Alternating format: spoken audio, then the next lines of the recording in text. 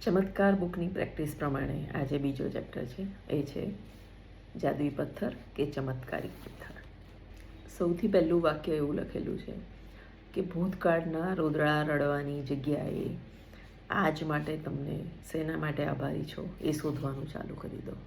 આભારી થવાનું જે કામ છે ને આપણને થોડું અઘરું લાગે છે, કારણ કે આપણને કોઈએ શીખવાડ્યું જ નથી. આપણને બધાએ કમ્પ્લેન કરતાં જ શીખવાડ્યું છે. દાળ સારી નથી, શાક બરાબર બન્યું નથી, આ જગ્યાએ આ કેમ પડ્યું છે, મારા પૈસા ક્યાં છે, આ બધી જ કમ્પ્લેન કરતાં આપણે શીખ્યા છે. પણ એટલે જ એ કમ્પ્લેનને લીધે જ કમ્પ્લેન આપણા જીવનમાં આવે છે. આ વસ્તુને આપણે બદલવાની છે. જેવી આપણે આભારી થવાનું ચાલુ કરીશું એવા જ એવા સંજોગો આવશે કે આપણે આભારી થઈશું, આપણને આભાર મળશે, લોકો આપણા માટે કામ કરશે. તો આ બધી જ પ્રેક્ટિસીસ બહુ જ ચમત્કારિક છે. તમે જોડાયેલા રહેશો તો શીખી જ જશો. રોન્ડા બર્નની બુક સિક્રેટ ઉપરથી એક પિક્ચર પણ બની ચૂક્યું છે. જો તમે લોકોએ ના જોયું હોય તો જરૂરથી જોશો. યુટ્યુબ પર ફ્રીમાં ગુજરાતી, હિન્દી અને બીજી અન્ય ભાષાઓમાં પણ છે.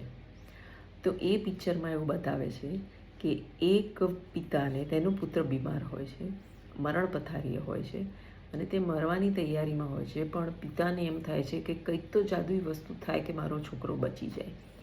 અને એને એના મિત્ર કહે છે કે એક તું પથ્થર લઈ લે, એ પથ્થર જાદુઈ હોય છે અને પથ્થરને તું તારા જીવનમાં જેટલું પણ સારું થયું છે એ બધું કહેતો જા. મુઠ્ઠીમાં પકડાય એવો પથ્થર લેવાનો છે અને એને એ કહેવાનું છે જે તારા જીવનમાં સારું થયું છે. તો એ વ્યક્તિ એવું કરે છે અને એને મરણ પથારીએ પડેલો પુત્ર જીવિત રહે છે. તો આ જાદુઈ પથ્થરની પ્રેક્ટિસ આપણે કેવી રીતે કરવાની છે અને એને આપણે આપણા જીવનમાં કેવી રીતે ઉપયોગ કરવાનો છે. તો આ પ્રયોગ કરવા માટે આપણે કોઈ પણ એક પથ્થર શોધી કાઢવાનો છે જે થોડોક લીસો હોય અને આપણી હથેળીમાં આવી શકે. મુઠ્ઠી બંધ કરીએ તો અંદર પથ્થર સમાઈ જાય એવો હોવો જોઈએ. આપણે ત્યાં તો પથ્થર મળવા બહુ ઇઝી છે. ગમે ત્યાં રોડ સાઈડ પર હોય, ગાર્ડનમાં હોય, નદી કિનારે હોય, સમુદ્ર પાસે હોય, ગમે ત્યાં હોય એવો પથ્થર લેજો કે જે લીસો હોય ને તમારી હથેળીમાં આવી જાય. હવે આ પથ્થરનું કરવાનું શું છે? હવે આ પથ્થર તમને મળી જાય પછી તમારે આ પથ્થરને તમે જ્યાં સૂઈ જતા હો એની બાજુમાં મૂકવાનો છે. ગાદલા પર મૂકો કે તમે ફોન મૂકતા હોય ત્યાં મૂકો કે ગમે ત્યાં પણ એવી જગ્યાએ મૂકો કે જ્યાં તમને પથ્થર તમને દેખાય. હવે આ પથ્થરનો ઉપયોગ ક્યારે કરવાનો છે? આખા દિવસમાં તમે જે પણ કંઈ કામ કર્યા છે ને એને યાદ કરવાનું છે આ પથ્થરને પકડીને. એટલે જ્યારે તમે તમારા બધા જ કામ દિવસભરના પતાવી દો અને છેલ્લે જ્યારે તમે સૂવા માટે પલંગ પર પડો છો ત્યારે એ પથ્થર તમારે તમારા હાથમાં લેવાનો છે અને આંખો બંધ કરીને બધું જ યાદ કરવાનું છે દિવસભરમાં જે થયું હોય. અને આભાર બોલતું જવાનું છે અને એમાંથી જે તમને બેસ્ટ લાગે કે તમે આખા દિવસમાં જે કામ તમારું સૌથી સારું થયું હોય એને સિલેક્ટ કરવાનું છે અને પથ્થર તો પકડી જ રાખવાનો છે અને એને આંખો બંધ કરતાં આભાર બોલતા સૂઈ જવાનું છે. આ જાદુઈ પથ્થર શું અસર કરશે? એ અસર કરશે કે તમે જેટલી આભારની લાગણી સાથે સૂઈ જશો એટલી જ આભારની લાગણી સાથે સવારે ઉઠશો. અને આભાર એક એવું ટૂલ છે કે જેટલી પોઝિટિવ ફિલિંગ કે જેટલી સારી વસ્તુ થઈ હતી એ લઈને તમે સૂઈ ગયા તો સવારે એ લાગણીથી ઉઠ્યા એટલે એવી અનેક લાગણીઓ, અનેક પોઝિટિવ વસ્તુઓ તમારી બાજુ એ વસ્તુ આકર્ષશે. કહેવાનો મતલબ એવો છે કે તમારું માઇન્ડ બધું જ પોઝિટિવ શોધતું થઈ જશે અને જ્યારે તમારું મગજ બદલાશે, પોઝિટિવ શોધતું થઈ જશે ત્યારે તમારા જીવનમાં ચમત્કાર થશે. અને જ્યારે તમે આ પ્રેક્ટિસ રોજને રોજ કરશો એટલે તમે નેગેટિવિટીમાંથી બહાર નીકળશો, સારું જોવાની તમને ટેવ પડશે, સારી વસ્તુ તમારી પાસે આવતી જશે. અને આ ખાલી લખેલા શબ્દો નથી, આ બહુ બધા લોકોનો પ્રયોગ છે અને તમે પણ આ 26 દિવસ માટે પ્રયોગ કરી જુઓ. જેમ સવારે આપણે બ્રશ કરીએ છીએ અથવા ચા પીવાનું નથી ભૂલતા ને એટલી નિયમિતતાથી આપણે આ પથ્થરની પ્રેક્ટિસ કરવાની છે. અને પથ્થરની પ્રેક્ટિસના અનેક દાખલા તમને મળી જશે કે લોકોએ કેટલી વસ્તુઓ મેળવી છે.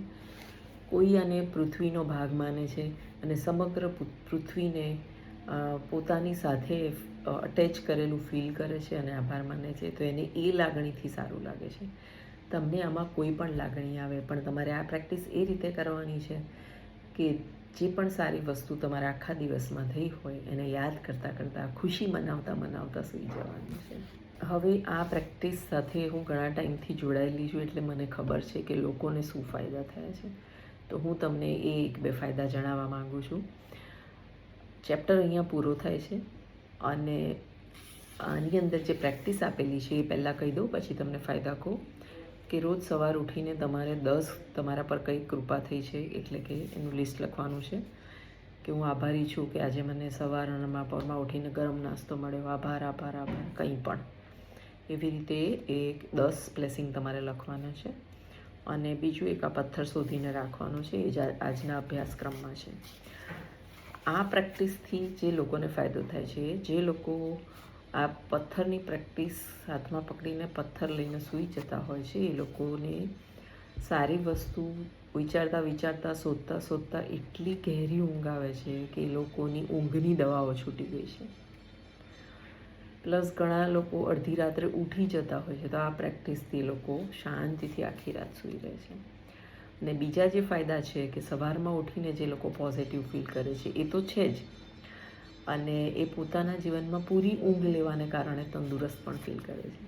તો એવા અનેક ફાયદા છે. પથ્થર પકડવાથી જો આટલું થતું હોય અને આભારની પ્રેક્ટિસમાં રહેવાથી આટલું મળતું હોય તો આ પ્રેક્ટિસ જરૂર અપનાવો અને બીજા 10 લોકોને શેર કરો તો બધાનું જીવન બદલાય. એ ચેપ્ટર પૂરો કરું છું અને તમને લાગે કે આ વિડીયો કોઈને ઉપયોગી હોય તો શેર કરજો, ચેનલને સબસ્ક્રાઈબ કરજો. ફરી મળીશું એક નવી ચેપ્ટરની નવી પ્રેક્ટિસ સાથે. ત્યાં સુધી આવજો. Keep safe, keep healthy and keep practising.